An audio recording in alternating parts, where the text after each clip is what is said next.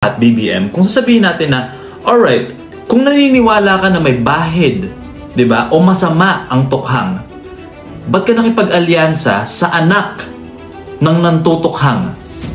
Ang ibang mga proyekto naman ay nasimulan na noong patapos ng termino ni PRRD. Bakit kailangan ituloy ang mga infrastructure project ng nakaraang administrasyon?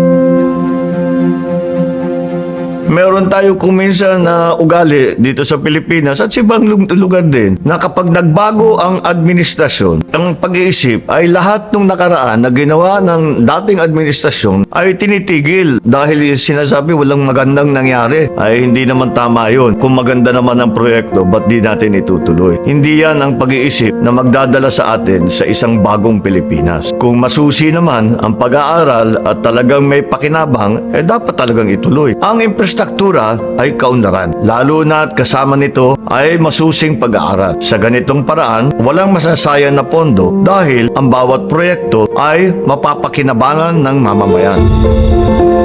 Bukod sa mga tren, highway at tulay, ito ay mga infrastructure po si PBBM na itutuloy nito ang mga nasimulang proyekto ng kanyang sinundang presidente. Pakinggan po natin si Pangulong Ferdinand Bongbong Marcos Jr. What a pleasure it is for me to wish happy birthday to ating predecessor, PRRD. Happy birthday to you, Mr. President. Ngayon, naintindihan ko na kung bakit, kung minsan, nung presidente ko, napapamura ka. Now I know why. Pero huwag niyong inaalala, lahat ng magandang sinimulan ninyo, we will continue to work on it. We will continue to make sure that those projects that you started will be successful. And I'm glad that I am able to continue the good work. Bukod po dyan, tignan niyo po ang record ng ating mga kandidato. Wala sa kanila ang may bahid ng dugo dahil sa tukhang. Wala sa kanilang kasabwat sa pagbulsa ng sako-sakong pera, pinagsamantalaan ang krisis ng pandemya, pinabayaan ang ating mga kababayan na magkasakit at mamatay.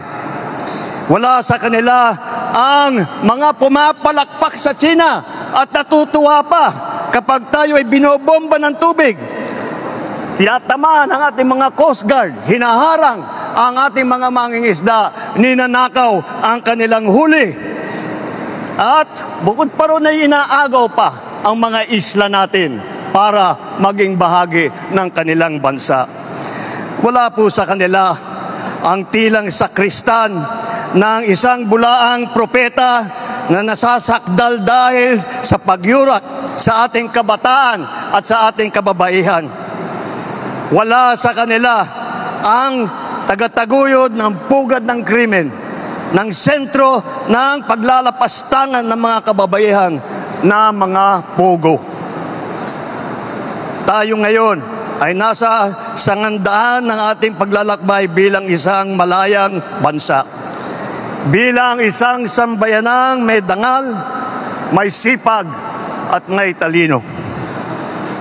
Tayo ba ay papayag na babalik sa panahon gusto ng kung kailan gusto ng ating mga liderato maging probinsya tayo ng China? Babalik ba tayo sa nakaraan na ibinubugaw ang ating bayan bilang isang sugalan ng mga dayuhan? Nais ba natin bumalik sa landas na umaapaw sa dugo ng mga inosenteng mga bata na inagaw sa kanilang mga anak, mga ina, kinuha sa kanilang mga tahanan at inagaw ang kanilang kinabukasan? Walang nagnanais na Pilipino na mabalik tayo sa ganyang klaseng pagpatakbo. Kaya naman, pakakatiyak po kayo na kapag ang ating mga kandidato ay naluklok sa Senado at sila ay nagsimula ng kanilang trabaho, asahan po ninyo na sila po ay hindi makikihalo, hindi makikilahok sa ganyang bagay na ating iniwanan na at na ayaw balikan.